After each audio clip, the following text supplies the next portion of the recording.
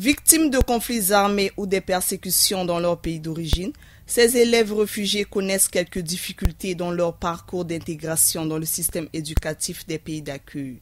Le conseiller juridique du Comité national d'assistance aux réfugiés plaide pour une mise en place des politiques et des mesures concrètes qui garantissent l'accès de tous les enfants à l'éducation. Le Comité national d'assistance aux réfugiés est un organe interministériel.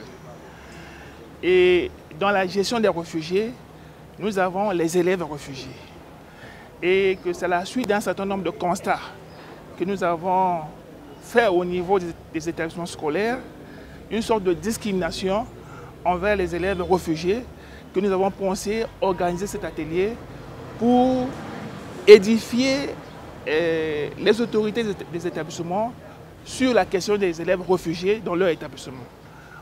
Notamment sur l'application de la loi 41 fixant le statut de réfugié et le droit d'asile en République du Congo.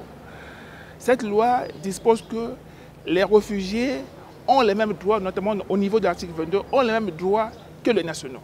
Les participants ont échangé sur les bonnes pratiques en matière d'inclusion scolaire ou encore débattu des problèmes auxquels sont confrontés les élèves. Une démarche assortie des suggestions en vue d'améliorer la situation d'accès de ces élèves à l'éducation. Nous avions évoqué plusieurs points, mais nous avions demandé, soit retenu quelques recommandations, nous permettant de les recevoir facilement dans nos établissements. D'abord la vulgarisation de ces lois, de ces textes, et ensuite nous avions intensifié sur l'idée selon laquelle ces réfugiés doivent avoir leur carte.